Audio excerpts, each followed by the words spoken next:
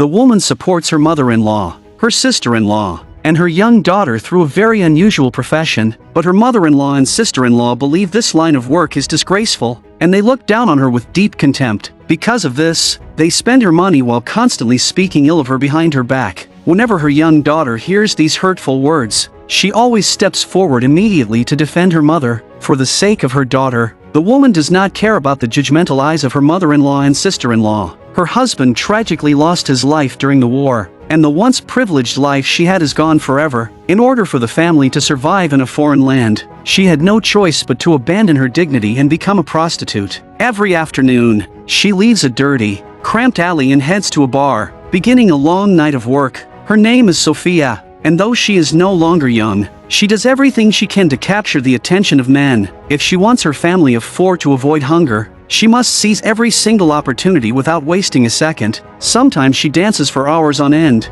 and even when her high heels tear the skin on her feet, she refuses to rest. What Sophia never expected was to run into a familiar face in the bar. It turns out the man was her childhood friend, who had also fled from Russia after the war broke out. Before they could exchange more than a few words, the staff loudly ordered him to leave immediately. He struggles to make a living by working as a valet parker. Sophia understands that his life is just as difficult as hers, but what neither of them knows is that a Frenchman named Todd at the next table overhears their conversation. Todd was once a jeweler in France, but during a riot, his eyes were destroyed, leaving him blind. His wife and son also lost their lives in that same chaos. After losing his family, Todd became completely despondent, frequently drifting through bars and numbing himself with alcohol. At the same time, Sophia notices this unusual man, because 2 petty thieves, who make a living by stealing in bars, have been watching Todd closely all night. They see his expensive suit, his generous spending, and his limited mobility, and they begin to scheme against him. But Sophia notices everything. Just as Todd gets up to leave, the 2 thieves slowly move closer to him. Sophia pretends to recognize an old acquaintance and walks up to Todd to strike up a conversation. She quietly tells him that 2 dangerous men are targeting him. Out of kindness, Sophia escorts Todd out of the bar, and he expresses his sincere gratitude to her. After a brief conversation, Sophia watches until Todd safely gets into a car, then quietly walks away. After finishing work each day, Sophia returns to her rented home in the early hours of the morning. In order not to wake her family, she takes off her high heels and walks softly into the living room, then falls asleep on a wooden chair. She thinks about the stark contrast between their once noble life and the desperate situation they are in now. She has no idea when this kind of life will finally come to an end, but every morning, her daughter's embrace reignites her determination. Her mother-in-law and sister-in-law still treat her with cold disdain. Even when Sophia hands over all the money she earned the previous day, she cannot get a single word of concern from her mother-in-law. What Sophia does not expect is that the next day, Todd appears to be in an unusually good mood. He leaves the house earlier than ever before. Even before night falls, he returns to the bar where Sophia works. Following her voice, he finds Sophia and says he wants to talk to her. He explains that he has a business idea, but he has never acted on it because he lacks someone he can truly trust. He wants to open a bar with a unique concept. He hopes Sophia will help manage it, offering her a 40-60 split of the profits. In that way, Sophia could leave this life behind and significantly improve her situation. But Sophia feels deeply confused. They have no real relationship, and she tells him she does not need a man to pity her. Todd senses her hesitation. He replies that although he cannot see her, everything about her is clear in his mind. He says that after what happened last night, he already knows she is kind. A woman struggling on her own who still helps a blind stranger she has never met proves everything. Sophia also longs to break free from this endless darkness. She hopes to change her life, so she agrees. When she returns home, Sophia shares the news with her mother-in-law, but instead of support, her mother-in-law mocks her sarcastically, saying that even if she stops seeing clients, her work will never be respectable. This attitude only strengthens Sophia's determination. Soon, Todd's bar is completed, and he gives it a very special name, the Countess. He also introduces many features that ordinary bars do not have. With Sophia's help, the bar's business grows more and more successful. Within a few months, the Countess becomes one of the most prestigious high-end clubs in all of Shanghai. The guests who come and go are all wealthy and powerful members of the upper class. During this time, Sophia's life also undergoes a major transformation, and the money she gives her mother-in-law increases several times over. But her mother-in-law still despises her and continues to throw sharp, sarcastic remarks at her. She worries that if Sophia's profession in Shanghai becomes known, it will destroy the family's dignity. She even says that if her son were still alive, he would hate his wife deeply. Meanwhile, the sister-in-law adds fuel to the fire. She says that the young girl has secretly been putting on Sophia's lipstick, suggesting that Sophia's work has already influenced her. The sister-in-law insists that when Sophia returns home, she should limit contact with the child to prevent her from following the same path. These words place immense pressure on Sophia, making her afraid to go home and trapping her in a painful dilemma. One early morning after the bar closes, Todd,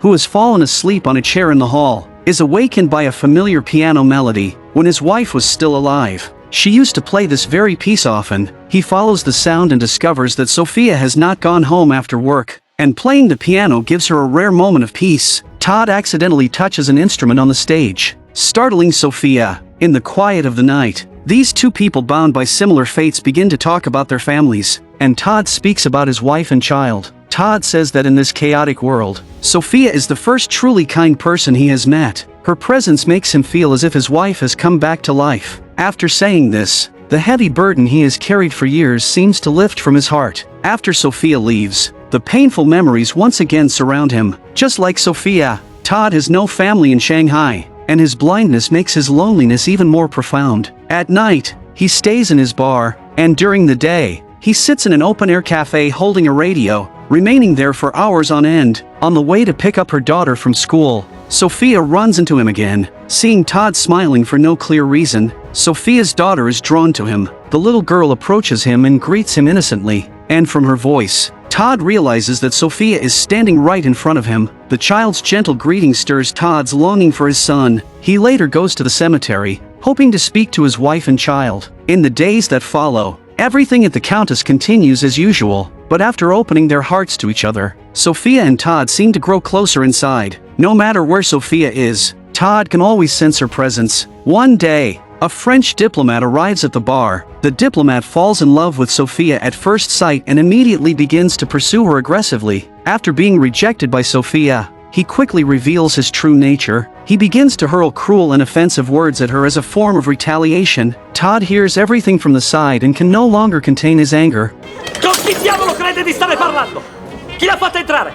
Oh, scusi, ho detto qualcosa che non Crede che non la senta? Sento ogni dannata parola che le sta dicendo! In tal caso la informo che non ho detto Ma nulla. per chi l'ha presa? Ballare con lei! Non è degno di respirare l'aria che la circonda! Vada fuori di qua! No, Vada fuori! Sophia understands that they must not offend a man with such power and influence, so she quickly helps Todd upstairs. She does not understand why Todd suddenly loses control of his emotions, and Todd says nothing. He suddenly holds Sophia's face in his hands, and Sophia realizes that he is only seeing her as the shadow of his late wife. After calming down, Todd instantly regains his senses. On the eve of the Japanese army's invasion of Shanghai in 1932, many white Russian aristocrats are desperately trying to escape the city. One day, Sophia's sister-in-law tells her that once the war begins, Shanghai will fall into chaos. She has already found a way to secure tickets to Hong Kong, but they need $500 to obtain the permits, and she urges Sophia to gather the money as soon as possible. However, just as the bar business is finally improving, Sophia does not want to leave Shanghai, yet her sister-in-law threatens her with the safety of her daughter,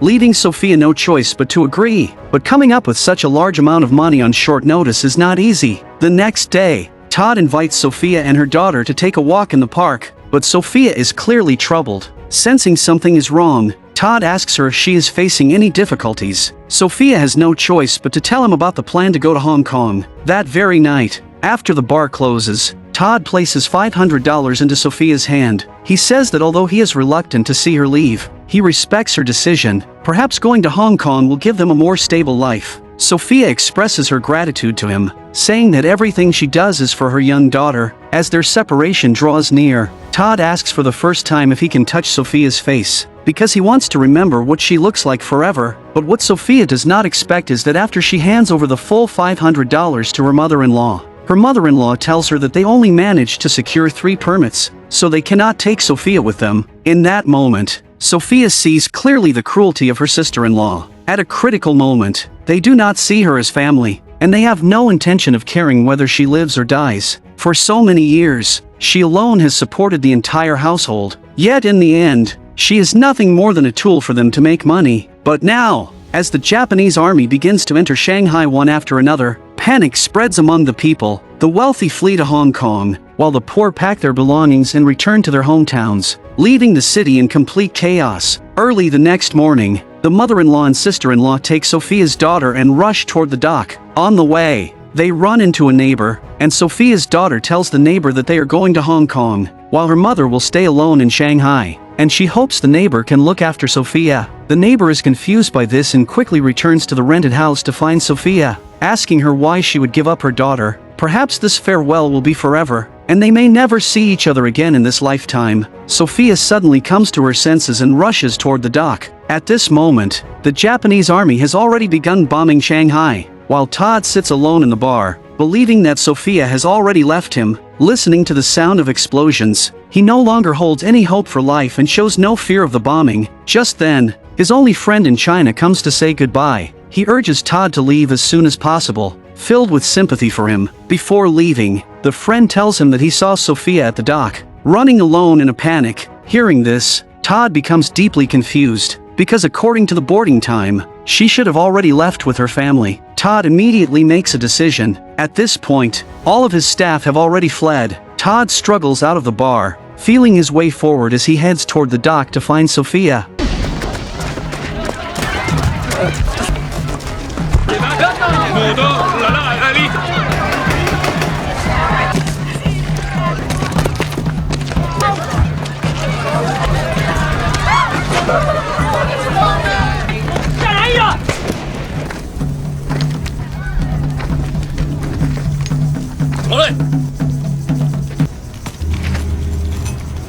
Scusatemi signori, io cercavo la mia strada. Grazie. Fortunately, after stumbling along the way, Todd manages to reach the dock, where he encounters Sophia's neighbor. With the neighbor's guidance, they follow the sound of voices and find Sophia's daughter. Luckily, the ship has not yet departed due to the heavy crowd. At the same time, Sophia finally arrives. Mama! Katya! Mama! Katya! Mama! Katya! Katya, tesoro mío! Katya! Katya! Bambina mia!